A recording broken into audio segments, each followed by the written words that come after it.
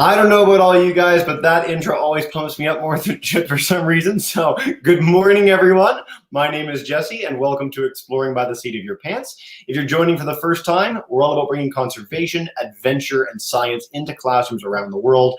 And I've been doing this ever since we started back in September, but a huge thank you to all our teachers. It has been a crazy year of schooling or not schooling, whatever the case may be, wherever you are across Canada, the States, and internationally. And so we so appreciate you spending some of your time with us as we continue to highlight amazing scientists and explorers across the globe.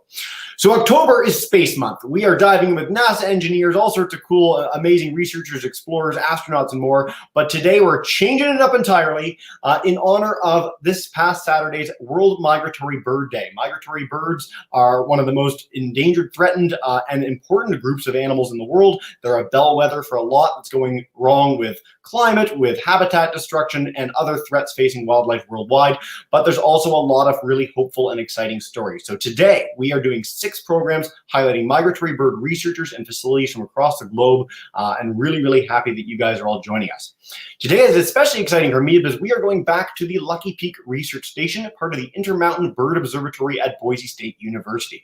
So we have done 25 plus programs of them over the last few years. They're an amazing organization. They do incredible research, and I'm really excited to turn it over to Leah there as we're going to try our hand at some songbird banding today and hopefully find some really amazing, cool creatures. So Leah, thank you so much for joining us and take us away.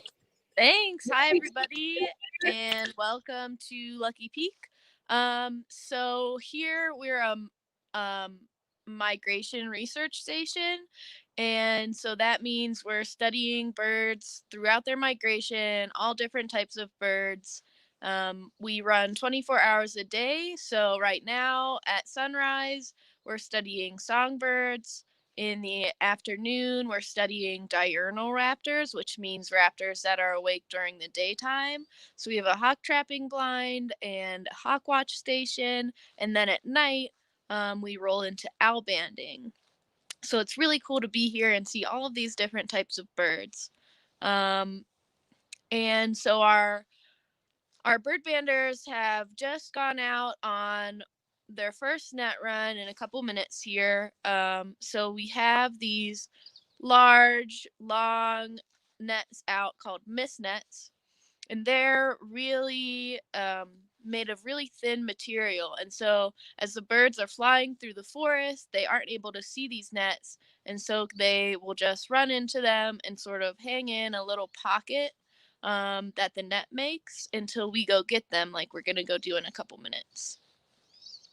So since I have a little bit of time to talk to you guys, I figured we would start, maybe instead of me asking everybody questions, you guys can answer, or you can answer questions for me instead of the other way around at first. So, yeah.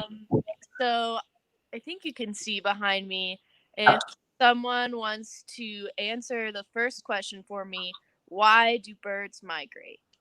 All right, so let me go to Mr. England's class, joining us in Farmington, in Missouri. So why do birds migrate? Why do you guys think? Let's bring you into the stream. Go for it. Guys, anybody want to take that one? Any thoughts? Got us kind of cold turkey here. No pressure, just putting you on the spot to start your day. I got one back here. Go ahead. You can come on up. Yeah, come on, baby.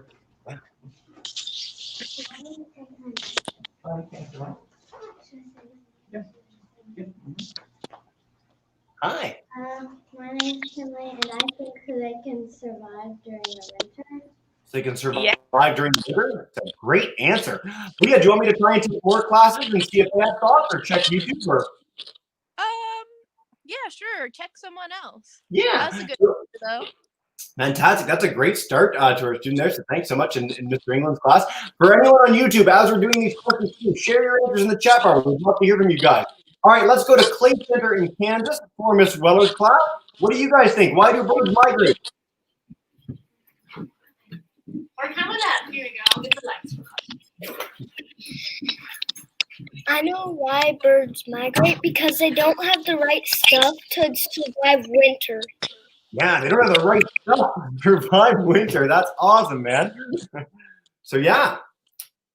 Yeah, so you guys are totally right. So birds are migrating because the resources that are available in the places where they spend their summer aren't as plentiful as where they might want to spend their winter in somewhere that has more food available, has warmer temperatures, is just a nicer place to live.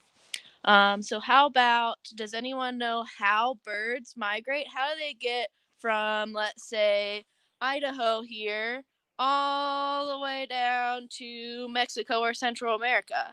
How do they do that without a map? All right. Well, Mr. Boccia's class joining us in Toronto. What do you guys think? I know you're doing virtual school, so maybe some kids are pouring in with some questions. How do birds get there without the map? I'm going to go to my class and check. Give me 1 second. Take your time. Again, for anyone joining on YouTube, you can share questions. Yeah, Noah, go ahead. Noah L., what do you think? But do I type it in the chat? No, just say it. They fly. They fly in a group usually. They usually fly in groups all the way to where they need to one. Thanks, Noah. Mr. Boccia, could you repeat that for us? Yeah, Noah said that they usually fly in big groups between one place and another. Okay, so they keep together and that helps them get there. Awesome. How about Ms. Gonzalez's class? How are birds getting there? What do you think? All right, let me see. First graders, who wants to take this one? How do birds migrate? Anyone? Adam, unmute.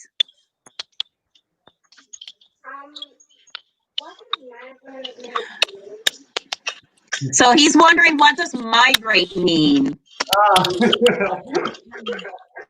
So we'll answer that in a second, but anybody else have an idea? How do birds migrate?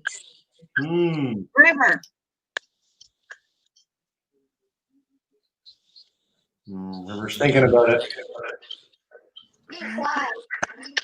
Did you hear that? They fly. They fly together. Leah, tell us a little more about it. Yeah, that's totally true. So I'll start with what migration means. So migration is the word that we use when we're talking about the really long journeys that most birds take twice a year to get from their wintering grounds to their summer breeding grounds. So it kind of just means a big journey. And so, yeah, so birds migrate by flying. A lot of times they fly in big flocks, kind of for safety's sake, just like you see a school of fish swimming around together to stay safe from sharks. Birds can fly all together so that they're harder to pick off by predators. Some other cool fun facts about bird migration, especially for songbirds, the ones that we're going to be banning today, they often migrate at night. So you probably have seen groups of geese or ducks or other larger birds migrating together, but probably haven't seen many groups of songbirds. So they will go at night to stay away from predators. And another cool thing, several other cool things that I think is one of the coolest things about birds is what they do to find their way to their to their winter grounds without using a map. So birds can use the stars to migrate, they can use landmarks to migrate, and then they can also use the magnetic forces of the earth to migrate, which is so crazy. The birds, just like sailors hundreds of years ago, are using the constellations to figure out where they are in the world. That's pretty amazing for such a tiny little animal. All right. Does anyone have any questions about those two things before we move on? So you guys can type me in the chat bar. If you have any questions, we'll take it that way so it's not just all the classes, or YouTube. So if you have questions, please share them there and we'll see if there are any pouring in. What I'll do too is highlight Lucky Peak Research Station while we're doing this in the banner on the bottom. So if you guys are keen to learn more, there's so much that Lucky Peak is doing, so many amazing programs. One thing we've never actually gotten for is one of these owl bandings. I think we'll need to do that at night sometimes. That sounds awesome. But Lucky Peak's site, up on the screen now. You can check that out for more resources and more info after the fact. Leah, so far, doesn't look like we have any questions coming in about this so far, so we'll dive in and see if we have more queries later on. Heck yeah. All right. So let me turn my camera around really fast for this next question. So where are they going when they migrate? Anyone have any questions? Even though I kind of have one of the answers on the map already. But if anyone has any other guesses, they can totally share them. So our birds in Lucky Peak, if you ignore the map, block it out of the bottom of your screen. Mr. Ingram's class, any ideas where they might be going outside of possibly the place you might have seen? Where are birds migrating to? We have birds in North America, they're in Canada, they're in the States. Where are they heading to for the winter? Any thoughts, guys? Where? They're thinking. I was thinking, where do you guys go in the winter? Maybe if any of you have ever traveled internationally, where would people want to go when it gets really cold in Idaho or in Alberta or in all those places up in the Northwest? Go ahead, Abraham. Wait, you come on, babe. We got one coming.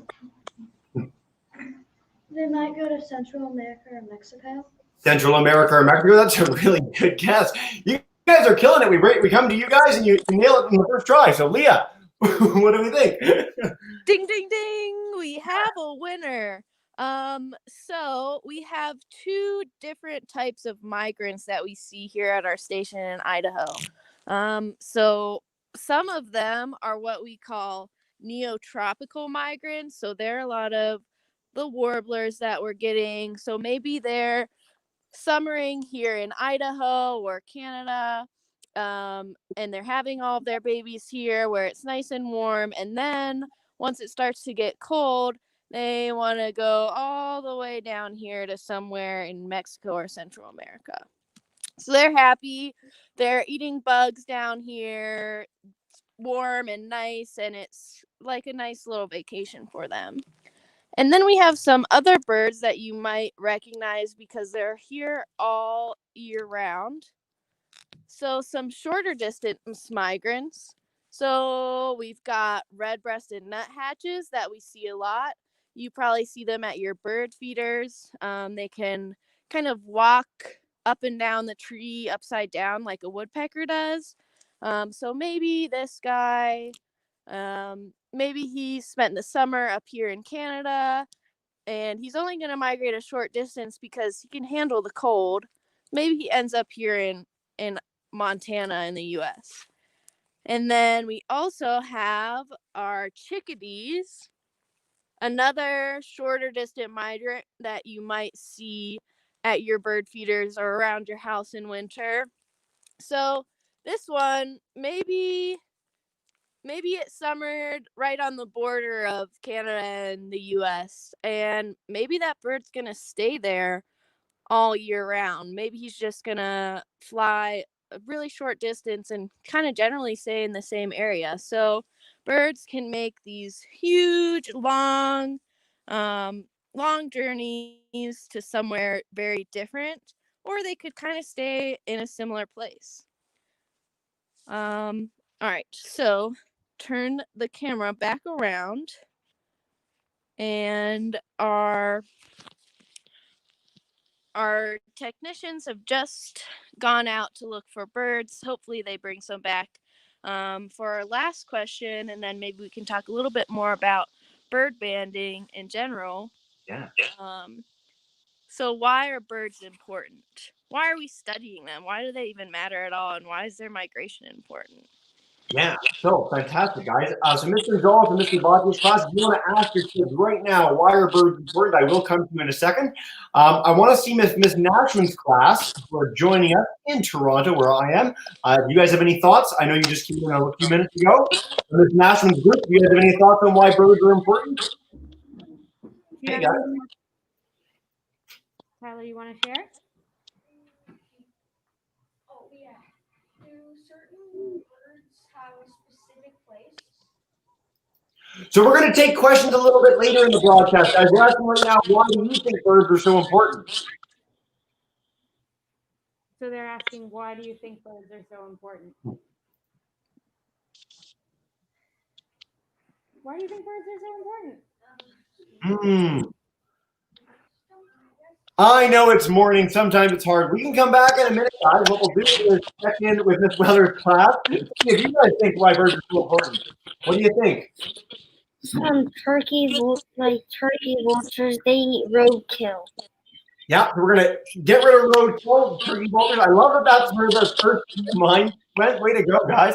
Love turkey vultures. Awesome. So we're clearing roadkill. Mr. Boccia's class. What do you guys think?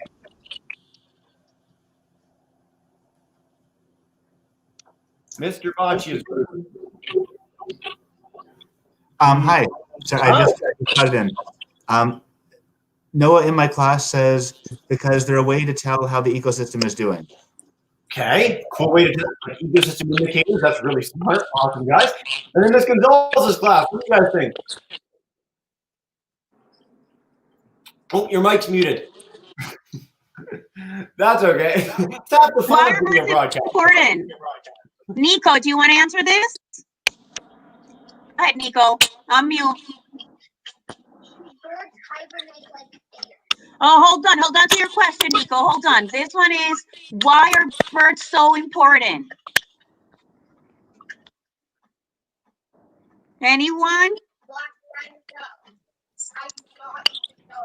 He says he does not know. That's okay. One other thing we got from this Bloom family in Mount Orab, Wisconsin is birds pollinate, and we need pollination. So we've got clearing roadkill, we've got pollinating, we've got that they're ecosystem indicators. So some really great answers, guys. Thanks so much. Well, man, you guys answered it perfectly. I don't even have anything else to say. I think maybe one other thing that you guys didn't mention, you can see this woodpecker here behind me.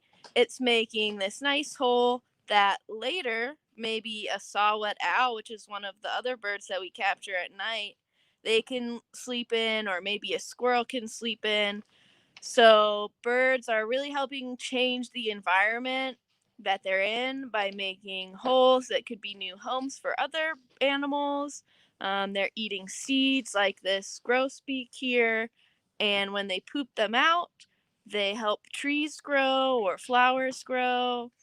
A very important thing is those turkey vultures being our cleanup crew, and something that they don't really get recognized for very often. So that's awesome that you appreciate that and know that about them.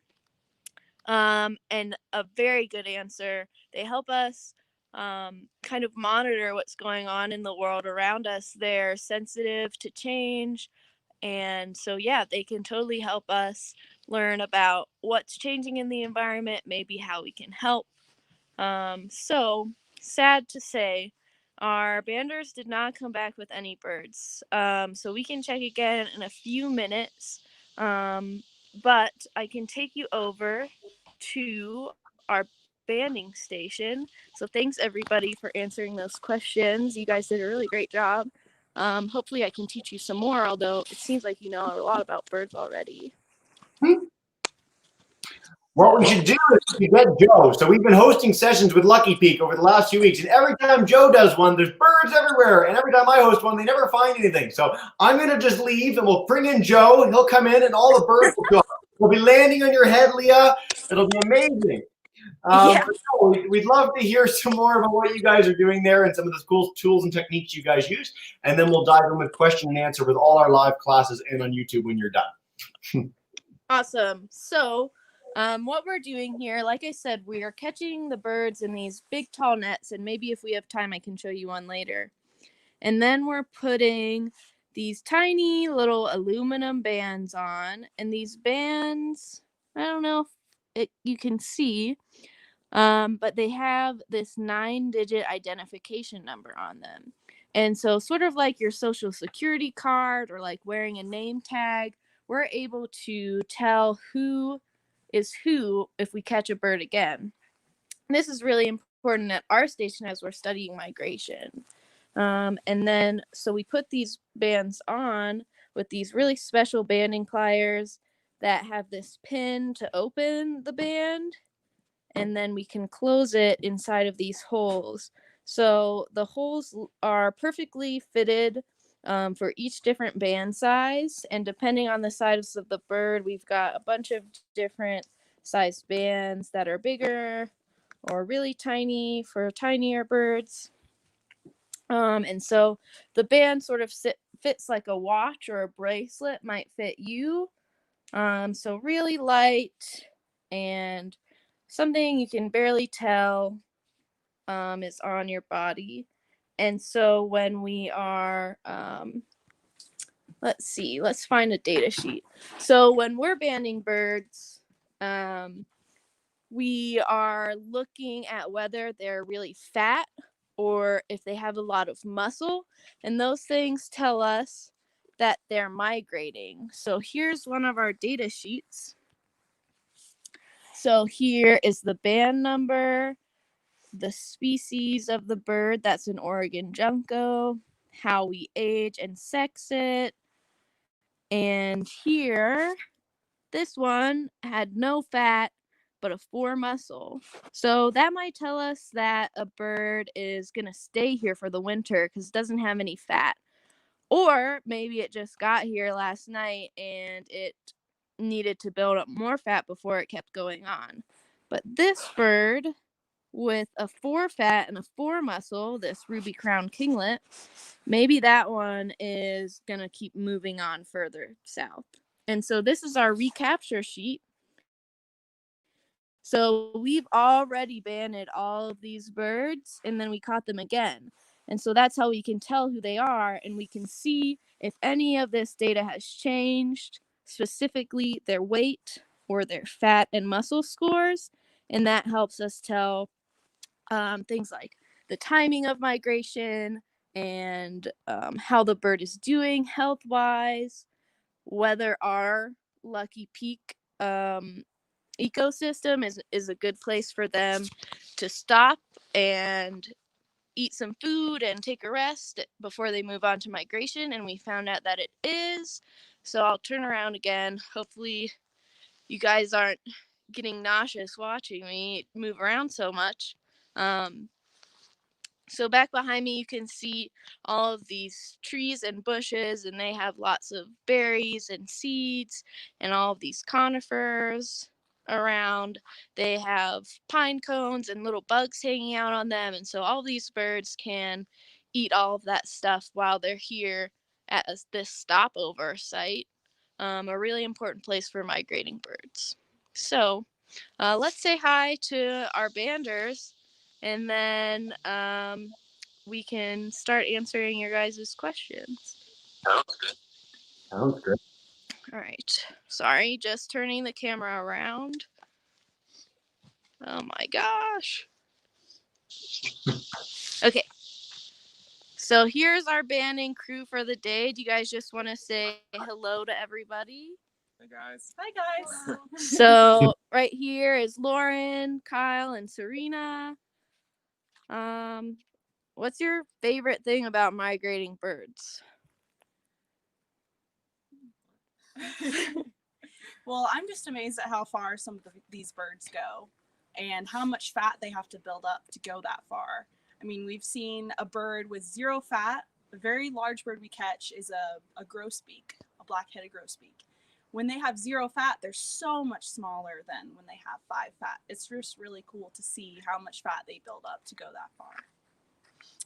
And for me, I think the coolest thing is the fact that they are able to navigate that, like they don't have maps or GPS or phone to use, right? They just navigate by different forces, which has always been quite a mystery, and we've been learning more and more about it, but it's an amazing feat by them to be able to migrate back and forth and come back to the exact same spot multiple years in a row. Yeah, kind of talking off of what Kyle just said, one of my favorite things is all the vagrants or birds that maybe technically aren't from this region, but they come over here when they're migrating. Either they get lost in a storm or maybe they just want to explore a new part of the country. So yeah, that's my favorite part. Awesome. Thank you guys. So let's see, what time is it? Time for another net check. Perfect timing. So maybe I'll walk with them so we can check out a net, and then as we're walking I can start answering some of your guys' questions. Fantastic. Well, thanks so much, Leah. And to the team, they look like some real go-getters, so I'm really excited. I think we're going to get some birds today. I think so. So let's dive in with questions, everyone. If you're joining on YouTube or Facebook, welcome in. Let me know where you're joining from. I'd love to hear some questions from you guys and share them with Leah. But what we'll do is we'll start with Mr. England's class, again in Farmington, Missouri. You guys can kick us off, and we'll do it one by one through all the classes. See if we can get some great questions from all of you. So Mr. England's group, come on up, demute your mic, and you're good to go. Everyone can demute your mic, by the way. So Miss Nashman and Miss Gonzalez's class, if you guys want to do that too, go for it. But Mr. England's group, go ahead. All right, we got you. Why do birds leave the tropics in the summer? Oh, repeat a little bit of that. Why do they leave what in the summer? Why do birds leave the tropics in the summer? Leave the tropics in the summer. Yeah. That's a really great question. So you would think, like, if they're in this tropical oasis and it's really nice for them in winter, why the heck would they not want to stay there forever? I sure would want to stay somewhere nice and warm forever. The Earth is sort of split in two at the equator, and so we have different seasons happening above the equator and below the equator at the same time. So when it's summer here in the US and Canada, it is winter time south of the equator. And so birds are coming up here because now it's the perfect place for them to be in summertime up north.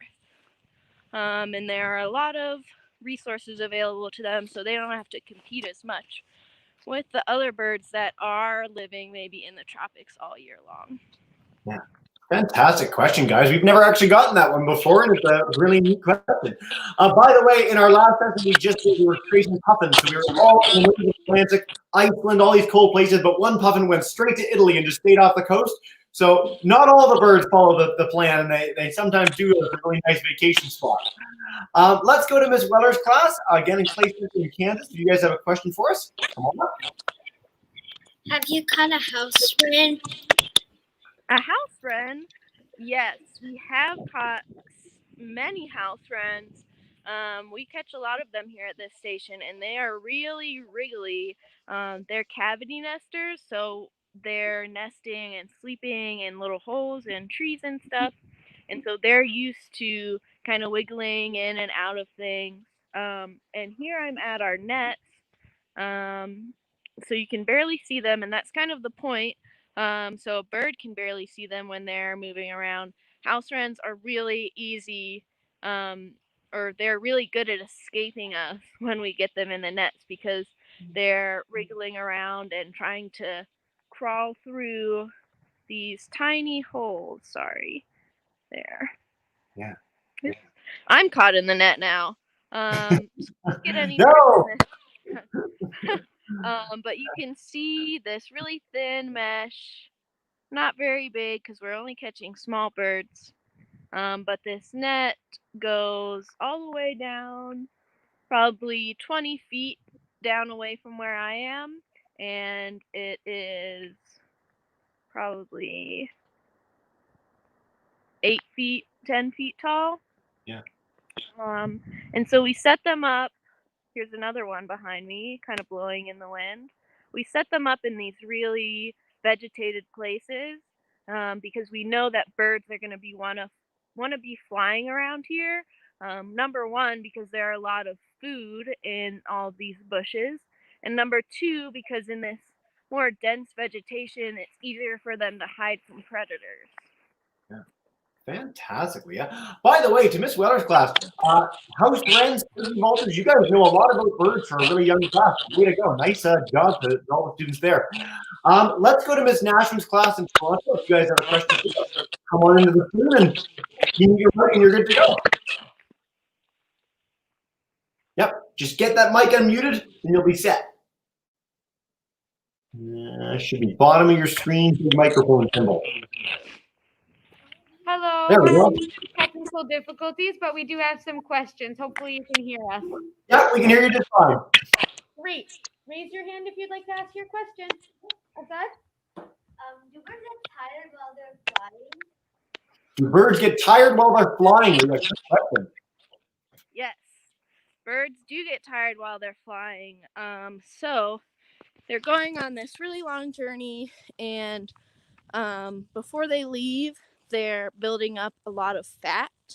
So if we had a bird, maybe if someone catches one, we can show you where the fat is on the bird. They have really thin skin, so we can see through it when we blow the feathers apart.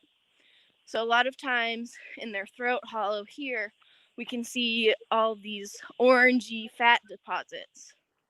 So they've stored up a lot of fat. They start going on their big migration journey, and then maybe once they run out of fat stores, which is their energy, kind of like your car runs out of gas when you're on a long road trip, then they need to stop somewhere like Lucky Peak, and refuel and make up a lot of that energy and maybe take a little rest. And so, ooh, we got a bird. So yeah, they do get tired, and they come to places like this where there are a lot of resources available to rest and refuel, and that's why conserving all different types of habitats is really important for migrating birds. So I'm going to switch the camera around to Lauren. Hi, everyone. This is our first bird of the day. Not on yet, but oh gosh. This is like extra hard for me today. I don't know what's going on with my phone. Okay. There you go. Hi, everyone. This is our first bird of the day. This is a Darkeyed Junko. And these guys actually winter here. So they actually, a lot of them don't migrate. They stay at Lucky Peak maybe all winter. But we've been catching a lot more of these guys lately. So like Leah said, they take a very small band that fits just perfectly around their leg. So now what I'm doing is I'm going to open this band with these specialized pliers like Leah was talking about. You open it just enough to fit around the bird's leg. And then I'm going to take these other pliers to close the band. And I hold the bird's leg really securely by the joint. I put the band on his leg, close it.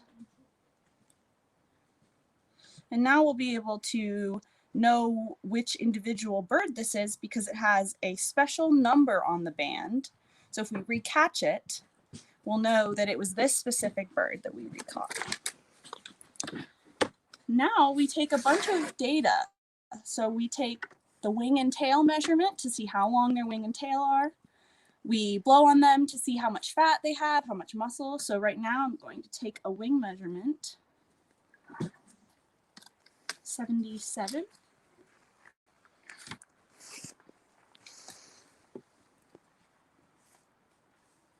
And 70 tail. All right, come outside. All right. So now maybe we can show you some fat. We don't know what this bird has, but we're going to look on its belly and on its throat to see how much fat it has. Oh, this bird doesn't have any fat. So you can see right here in that little hollow area, that is a specially made little fat storing area. And birds also store fat on their bellies and on their sides, kind of like a human does. So this little Junko isn't fat, so maybe he's gonna stay here in Idaho and not have to move very far. Or maybe he just got here last night and he used up all his fat and he's tired, and now he's here to start eating up all of these seeds and berries that we have all around us.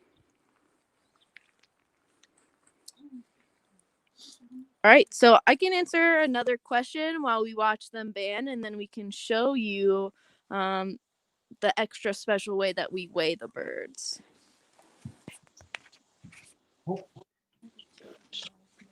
Hey, Leah, you're back? Uh-oh, did you just miss all that? No, we just missed one little thing. You said you're going to get them to ban the birds, and then we'll come back when we're ready to show a little bit more, but we'll take a few questions. Yes. Yeah. We're good. Yeah. Awesome. Whew, we saw a bird, guys. How cool was that? So let's go to Pelham Elementary, Miss Gonzalez's class, and then we'll go to Mr. Boccia's next. So, Gonzalez, you're away. All right, I have a question from Nico. Nico, what's unmute? What's your question? Nice and loud. Do you have turkey vultures? Because, like, I would show them up close out of my car. Ooh, do you have any turkey vultures? Nico saw a turkey vulture out of his car. He is super jazzed about these turkey vultures, and he wants to know if you guys have any where you are at Lucky Peak.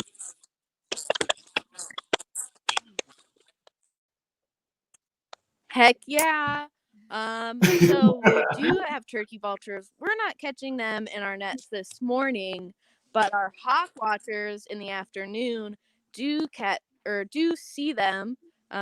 We don't really catch them because, like turkey vultures are eating dead things off the side of the road or wherever they find them. So we don't have, I don't know, are called kettles. So these groups of many raptors flying around using the air to lift them up, that's called a kettle. And so we see a good amount of turkey vultures in those. So Serena is about to weigh one of our little dark-eyed juncos that we caught.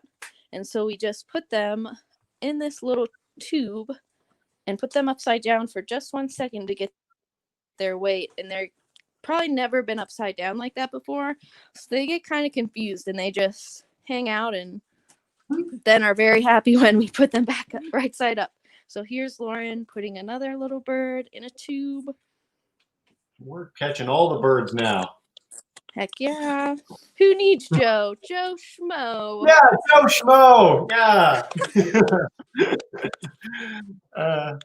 It's funny. This is very cool, guys. So we got the birds in tubes. One quick note. Sorry. Oh, what are we doing? Yeah, so we'll just show you. So sometimes male and female birds don't look alike. And so in Juncos, it's kind of a small differences that we can tell the difference between a male and a female. So this one on the left is a female, so it's just a little bit lighter and a little bit more gray, as opposed to this one on the right. He's a male. He's got a darker face. When he's older, he'll probably be even more dark black. And then their wings are also different sizes. So males are bigger than females in songbirds. So he's a little bit bigger than this girl. And so we can release them and take another question. So I'll just tell you what's happening. Lauren and Serena are going to put their hands out flat like pancakes and put the birds on them, and then they're out of here. All right. Very cool. Thanks, ladies. How neat was that? So we've got time for pretty much one more question. So Mr. Boccia's class, if you want to share one from your class, and then what we'll do is make sure that classes have a way that they can share more after the class via email if they'd like to. Mr. Boccia, share away. Share away.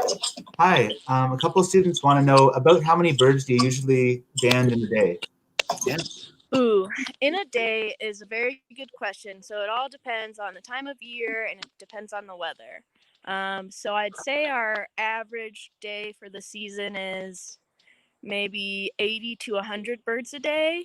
As you can see now, we caught 2. So that's not very busy, but it's the tail end of migration. So we only have 2 more days left of our season, actually. So we're not catching as many birds as we have all season. Another kind of interesting thing that actually makes a lot of sense if you think about it is that so right now we've had all of these baby birds that were born in summer. So we're going to be getting a lot of birds because we've got all of the parents and then all of their babies. And migration is a really hard journey. So some of those babies won't survive. So when they come back north in the spring, usually spring migrations are a little bit smaller just because they're so hard and not everyone survives the migration journey. So we will get more birds here in fall than we might if we had banded in springtime. Fantastic. Leah, this has been great. I want to take one really quick question from our group on Facebook joining us in Mount Auburn, Wisconsin. They just wanted to know if you guys sleep at the station during the season. We do. I think behind me, you can see some of our tents. So yeah, we stay here for about 3 months. So from mid-July to mid-October. And yeah, sleep here. Sometimes it gets cold. Really nice to be able to live outside and roll out of bed down the hill and up to the yurt where you start work for the day. So it's really awesome. Fantastic. Great question, guys. So what I want to do now, Leah, is we're getting more questions than we could possibly answer in one session. Unfortunately, that's a great sign. Too many kids that are too excited about birds. So where can they go to learn more? Where can they go to share questions with you or with Lucky Peak in general and get those questions answered? Yeah, so social media is probably the easiest way that you can get in touch with us. So you can look us up on Facebook. Oh, you're back. You're back. No. You were gone for a second. The moment I asked if you could answer any more questions, your camera died. It was like you were running away. So social media is the best way you can get in touch with us. So you can look us up on Facebook at the Intermountain Bird Observatory. And you can look us up on Instagram at IBO_@_Boise State. And so we share a lot of cool pictures of birds and a lot of